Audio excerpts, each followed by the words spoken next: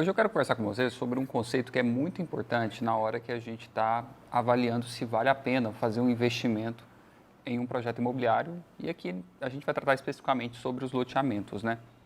Os loteamentos têm uma característica de ser um projeto de muito longo prazo, e talvez isso aqui seja o principal fator que complica a nossa viabilidade financeira.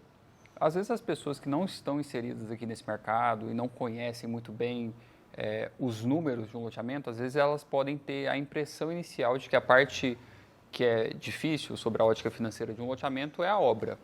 Porque como um loteamento tem aquela obra que é muito grande, tem muitos metros quadrados, às vezes as pessoas relacionam assim: se eu gasto tanto para construir um metro quadrado de uma casa, então para eu construir um metro quadrado de um loteamento vai ser mais ou menos a mesma coisa, e aí então eu multiplico por tantos 1.000 metros quadrados, essa obra vai ficar muito cara.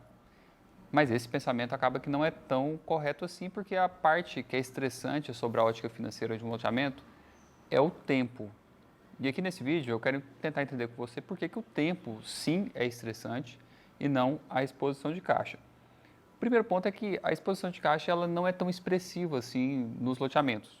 É claro que realmente a gente precisa de um dinheiro para empreender, não é possível, não é lógico acreditar que dá para fazer um loteamento sem dinheiro, porque se desse para fazer sem dinheiro, estava todo mundo fazendo loteamento por aí sem dinheiro, mas a exposição de caixa, ela normalmente é muito menor do que a gente acha que vai ser, ou do que parece que vai ser. E a gente chega nesse número lá na viabilidade financeira. Mas agora, vamos tentar entender a influência do tempo nesse nosso processo de tomada de decisão. O primeiro ponto que a gente precisa entender é ficar muito claro que o dinheiro se comporta de uma maneira peculiar, de uma maneira diferente com o passar do tempo. Um dinheiro na nossa mão hoje vale mais do que um dinheiro na nossa mão daqui 1 ano, daqui 2 anos, daqui 3 anos. O tempo exerce uma influência muito grande sobre esse número. Isso aqui é uma particularidade desse tipo de número. O dinheiro não se comporta como a matemática linear. Na matemática, 2 mais 2 sempre é igual a 4. Aqui, quando a gente está falando sobre dinheiro, R$ 2 mais R$ 2 nem sempre são iguais a R$ 4, porque depende do momento que a gente está fazendo essa conta. E meio que a gente já tem essa percepção embutida dentro da gente. Você já sabe aí, né, mais ou menos, que R$ 1.000 hoje, se eu te fizer uma proposta de pagar R$ 1.000 hoje, ou então 10 parcelas de R$ 100, que seriam 10 parcelas mensais, e a cada mês você recebendo R$ 100, são dois negócios completamente diferentes. Não faz sentido você abrir mão de um recebível presente de R$ 1.000 hoje para 10 parcelas de R$ 100 se você não está recebendo nenhum incentivo para isso, se não existe nenhum motivo para isso. Então, o que torna esses dois tipos de negócio equivalente é os juros. Essa taxa de juros é responsável por criar a equivalência do dinheiro ao longo do tempo. Então, vai existir algum número que torne 10 parcelas de R$ 100 equivalente a um montante aqui no presente. Então, por exemplo, pode ser que receber R$ 9.000 hoje seja igual a receber 10 parcelas de R$ 100 no futuro. Ou então pode ser o contrário, a gente mantém o presente fixo. R$ 1.000 hoje vai ser igual a alguma coisa em torno de 10 parcelas de R$ 120 no futuro, ou então 11 parcelas de R$ 110 no futuro. Enfim, os juros é responsável por tornar esses dois negócios equivalentes. E essa parte da equivalência é um fator muito importante, porque se os juros estiverem sendo calculados da maneira correta, os dois negócios serão equivalentes. Os dois negócios terão a mesma percepção de utilidade. Tanto faz para a gente que está recebendo receber esse tanto à vista ou esse tanto de parcelas naqueles meses. E também tanto faz para a pessoa que está pagando. Se ela tivesse o dinheiro, ela pagaria à vista, mas como ela não tem o dinheiro, ela não quer aplicar o dinheiro nesse pagamento, ela vai pagar tantas parcelas ao longo dos próximos meses. Os juros, a princípio, não representam um motivo de ganho. Ele tem a função de representar somente a equivalência entre os dois negócios. Os teóricos, os autores dos livros, dizem que os juros deve computar 3 coisas. A gente cobra juros para que a gente consiga pagar por 3 itens. Então, os juros é igual ao somatório de 3 fatores, de 3 pontos. A primeira coisa que os juros têm que pagar é uma remuneração pelo risco. Risco por quê? Quando você parcela uma conta para uma pessoa, quando você parcela um pagamento para uma pessoa, você está sujeito ao risco de essa pessoa se tornar inadimplente. Então é óbvio, quando a gente vende um lote parcelado para um cliente, um dos nossos principais riscos é que esse cliente não cumpra seus pagamentos, é que esse cliente se torne inadimplente. Então esse aqui é o primeiro fator que os juros precisam pagar. O segundo fator que os juros precisam pagar é o custo da inflação. O que é o custo da inflação? É que ao longo do tempo o nosso dinheiro compra cada vez menos e a gente precisa repor a perda do poder de compra da nossa moeda. Então, a inflação é um fenômeno monetário que impacta o poder de compra da nossa moeda e a gente cobra juros nos nossos negócios para que a gente não seja prejudicado por causa desse fenômeno.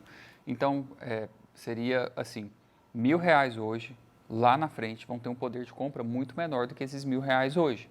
Então, pode ser que se eu conseguisse viajar no tempo com esse mesmo cheque de R$1.000 ou com esse mesmo depósito de R$1.000, eu vou chegar lá daqui a um ano e eu vou conseguir comprar o equivalente a R$900, supondo aqui uma inflação de 10%. Então, se eu quero, pelo menos, manter o meu poder de compra, eu tenho que aumentar esses R$100 que eu estou perdendo lá na frente. Então, esse aqui é o segundo fator. A gente precisa repor o primeiro fator, que é o risco, e o segundo fator, que é a inflação. E o nosso terceiro fator é um motivo para fazer o negócio, porque esses dois primeiros fatores, eles apenas estão repondo uma coisa que você está perdendo ou que existe a possibilidade de perder.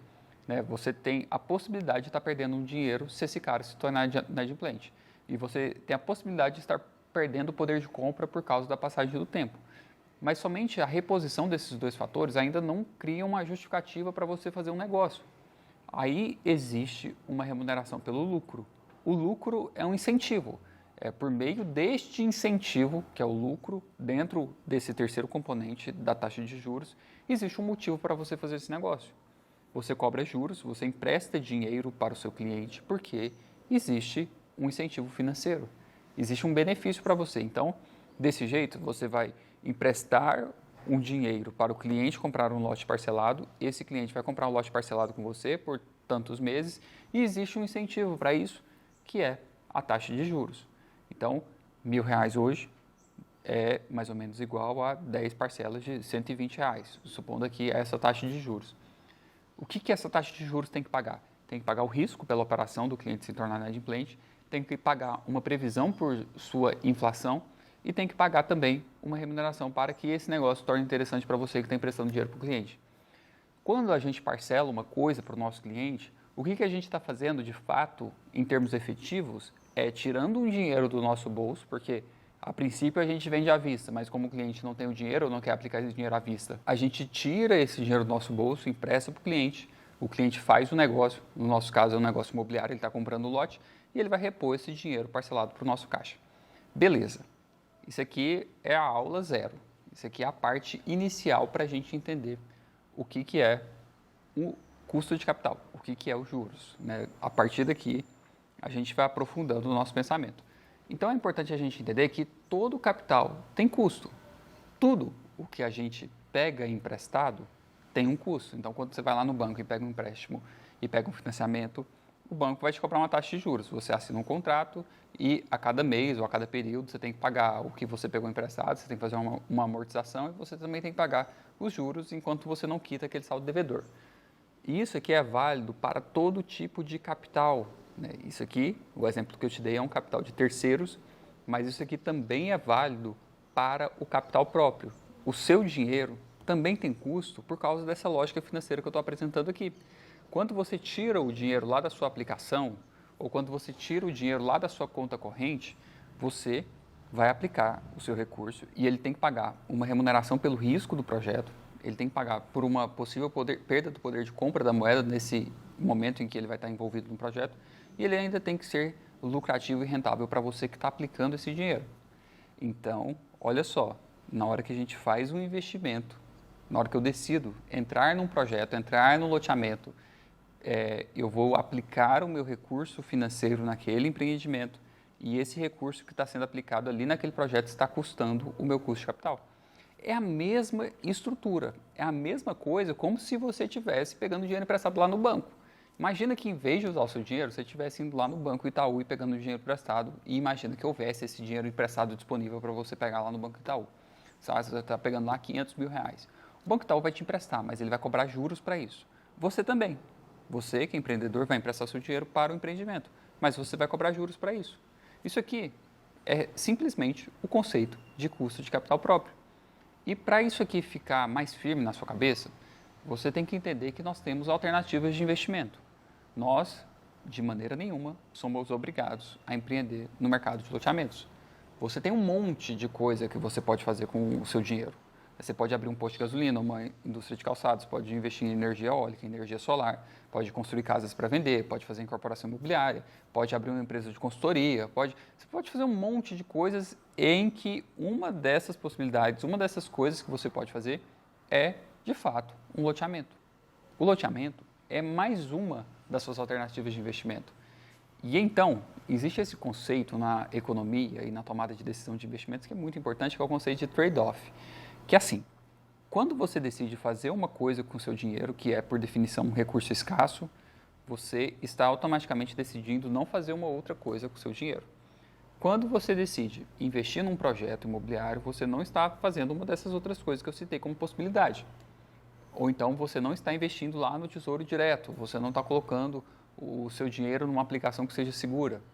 Então, essa alternativa de investimentos que esteja dentro do mesmo patamar, essa alternativa de investimentos que está dentro do mesmo patamar de risco, ela tem que ter a sua rentabilidade como sendo um custo do seu empreendimento.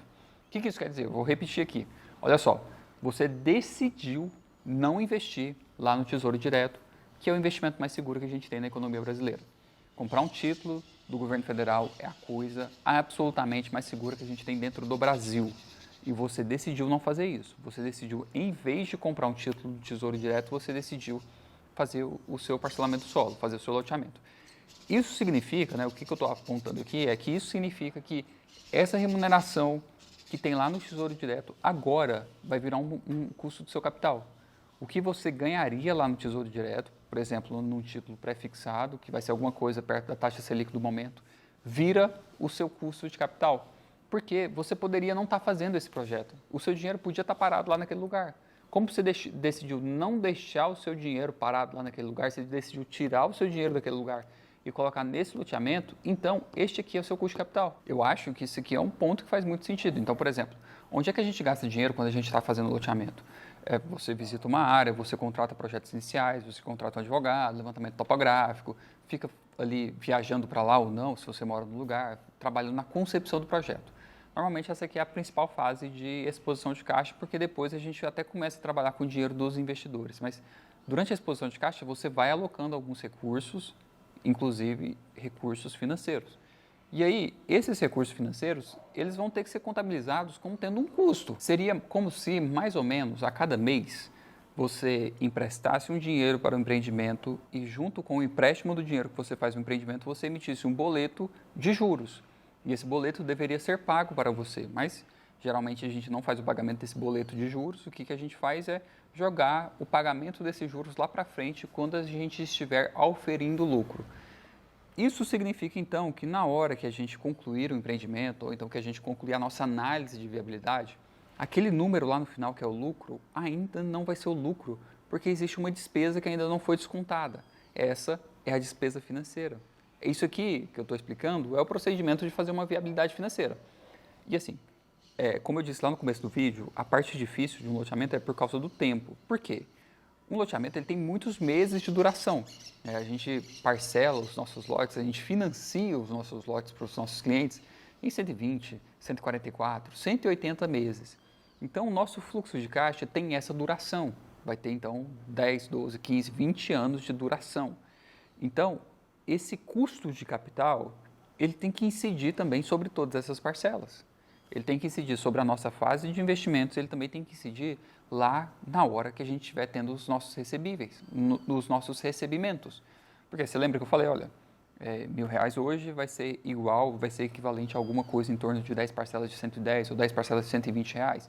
Então, a gente tem que transportar esse mesmo pensamento na hora que a gente estiver computando nosso lucro. Qual que é o seu VGV? Talvez seja melhor a gente olhar para o nosso VGV à vista e não para o nosso VGV parcelado. Qual que é o seu custo de obras? talvez seja melhor lá para o nosso custo de obras descontado, nosso custo de obras à vista, e não nosso custo de obras parcelado ao longo dos meses. Qual que é a sua exposição de caixa? Talvez seja melhor a gente olhar para a nossa exposição de caixa antecipada, a valor presente, e não a nossa exposição de caixa a valor nominal lá na frente. Isso aqui é a viabilidade financeira. E quando eu apresento esse conceito para os meus alunos, geralmente tem uma objeção que é meio clássica, que é a seguinte ideia. Falar, Daniel, assim, eu entendi o que você está falando, mas na verdade o que está acontecendo é o seguinte, eu estou colocando um dinheiro ali naquele projeto, que é meu investimento inicial, ou que é o dinheiro que eu preciso colocar, mas meio que a partir daí esse empreendimento ele caminha com as próprias pernas, porque eu vou estar vendendo, eu vou estar recebendo, e com esse mesmo dinheiro que eu estou recebendo, eu estou executando minhas obras. Então, meio que eu nem tenho exposição de caixa, e se eu não tenho exposição de caixa, eu não tenho custo de capital, eu não tenho despesa financeira. Esse pensamento é muito perigoso e, em parte, errado. O primeiro ponto, por que ele é perigoso? Porque pode ser que você esteja ignorando sua exposição de caixa. Você acha que não vai ter exposição de caixa, mas, na verdade, você está sendo otimista nesse primeiro momento. Como você não pegou a planilha de viabilidade, não fez as contas, não conferiu os números, não fez múltiplos cenários, você está achando que esse empreendimento vai ser melhor do que ele é. É meio raro, é meio difícil a gente encontrar um loteamento em que, depois dessa fase inicial, durante a execução de obras, ele consegue caminhar com as próprias pernas, entre aspas. Isso aqui não é uma coisa que acontece com frequência. Você está vendendo, está recebendo, mas mesmo assim existe a necessidade de aporte financeiro, você tem que colocar mais dinheiro. Se é o seu caso, meus parabéns, é muito bom, isso aqui é muito bom, mas ainda assim isso não significa que você não tenha custo de capital, por causa do nosso investimento inicial. E eu gosto de usar um exemplo de uma outra área da economia, mas que se parece muito com isso aqui, que é quando a gente faz a locação de um apartamento. Imagina que você está olhando um apartamento aqui, esse apartamento custa R$500 mil, você vai dar R$100 mil de entrada e vai financiar o restante e vai colocar esse apartamento para alugar lá no Airbnb. Você vai receber as diárias do Airbnb. Então você teve uma exposição inicial de R$100 mil e está alugando esse apartamento lá e o que você recebe do Airbnb, descontado das suas despesas, taxa de administração, impostos, sobra R$500 líquidos no seu bolso. Então você pagou R$100 mil de entrada e todo mês sobra dinheiro, porque a própria locação paga o financiamento. Isso significa que esse negócio aqui é bom? Muitas vezes não. Muitas vezes esse negócio aqui não é bom por causa do custo do capital. Você vai ter que receber esse dinheiro parcelado ao longo da vida desse imóvel, esses R$500 projetados para os próximos X anos, de modo a suprir o que você investiu lá no começo. Ele vai ter que voltar para cobrir os R$100 mil que você colocou lá no começo. E você está recebendo R$500 para cobrir R$100 mil. Vai ter algum momento em que você vai ter coberto esses R$100 mil? Se passar o tempo suficiente, mas não se você passar a analisar também o seu custo de capital. Você colocou R$100 mil à vista. Esses R$500 que estão entrando mês a mês, eles estão deslocados no tempo. Então, você tem que antecipar esses valores, você tem que descontar esses valores para o presente, para então poder fazer sua conta. Você começa com R$100 mil a valor presente e os outros valores estão deslocados ao longo do tempo. Você não pode somar esses valores e falar, não, eu preciso de tantos meses, eu acho que dá 200 meses para chegar nos R$100 mil. Não, está errado a sua conta. Existe um modelo matemático que responde quanto que vale. É mais ou menos o seguinte, esse modelo matemático. Eu vou explicar aqui rapidamente nesse vídeo. Se você quiser aplicar nos seus negócios, você aplica. Você até vai achar isso aqui interessante. É assim, esse modelo ele serve para responder quanto que vale um ativo que vai te dar proventos perenes. Então, por exemplo, você comprou um fundo de investimento imobiliário, esse fundo de investimento deposita um provento todo mês e você não tem previsão de vender as suas cotas nesse fundo. Então, você comprou um apartamento, esse apartamento te dá líquido R$500 por mês e você não tem previsão de vender esse apartamento. Quanto que esse ativo vale a valor presente? A conta, o nome disso aqui é modelo de Gordon, você pega esse valor líquido que você recebe por mês, o seu lucro por mês, e você divide esse número pelo seu custo de capital próprio. Então, se você recebe R$500 e seu custo de capital próprio é 1% ao mês, você tem um ativo que vale R$50 mil. Isso aqui é uma simplificação, porque esse aqui é um limite que tende ao infinito. Existe uma complexidade matemática nisso, mas a gente chega nessa equação que é o lucro líquido por mês dividido pelo seu custo de capital é o valor daquele ativo. Então, Olha só, se você tem um custo de capital de 1% ao mês, você teve uma exposição a valor presente de R$ 100.000, que foi a entrada que você deu nesse contrato de financiamento, nesse apartamento, e você está tendo um ativo que vale 50. Quando você faz um menos o outro, agora sim, porque os dois estão a valor presente, você está chegando em menos R$ 50.000. Então, esse aqui é um negócio que dá prejuízo, mesmo caminhando com as suas próprias pernas. E isso aqui acontece por causa do custo de capital. Lá no seu loteamento é a mesma coisa. Falar, Daniel, meu empreendimento vai caminhar com as próprias pernas. Eu duvido desse primeiro ponto, mas vamos supor que ele esteja caminhando com as próprias pernas. Ainda existe a próxima parte, que é o custo de capital. A hora que você trouxer os seus recebíveis para valor presente, será que eles vão ser capazes de cobrir o que você investiu a valor presente? Quando a gente chega nesse número, que é o investimento a valor presente, com a diferença dos recebíveis a valor presente, a gente chega no número que a gente dá um nome tecnicamente de VPL. VPL é o valor presente líquido. Seria o lucro econômico do empreendimento livre de despesas financeiras, porque você já descontou as despesas financeiras no momento presente. E esse número que ele precisa ser positivo, ele precisa ser maior do que zero. Se você não está tendo um VPL positivo, o seu empreendimento ele não é rentável, ele é uma viabilidade negativa, ele não passa na sua viabilidade. Então é por causa disso que a gente tem que levar em consideração o nosso custo de capital. Sem levar em consideração o custo de capital, a sua viabilidade está errada. Não tem jeito de fazer uma viabilidade, essa viabilidade estar certa se você não está considerando o seu custo de capital. E aí, para fazer uma viabilidade, geralmente a gente precisa de uma ferramenta. Não é tão fácil fazer uma viabilidade num papel, com a caneta, por causa dos vários meses e por causa das várias etapas de conta de matemática de equações exponenciais que a gente precisa fazer.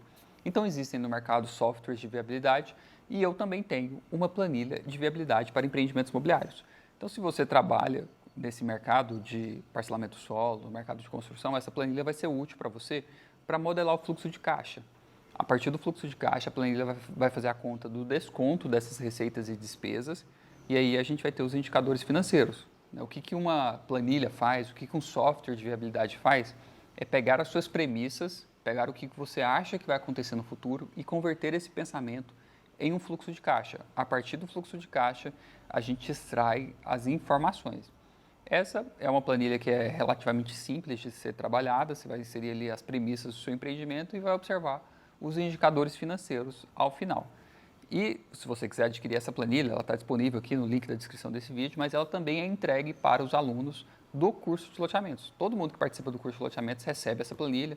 Eu dedico uma parte do curso de loteamentos para mostrar como é que essa planilha funciona, porque o curso de loteamentos ele é voltado para essas três coisas, que é criar um empreendimento que seja comercialmente atrativo, financeiramente viável, que é esse ponto que a gente está discutindo aqui nesse vídeo, e também sem grandes riscos jurídicos, que é estudar lá a Lei Federal 6766. Então, eu estou encerrando esse vídeo aqui com 2 convites para você. O meu principal convite é que você participe do curso de loteamentos. Ah, Daniel, eu não consigo ir no curso de loteamentos e mesmo assim eu precisava dessa planilha. Beleza, você consegue adquirir essa planilha aqui pela internet.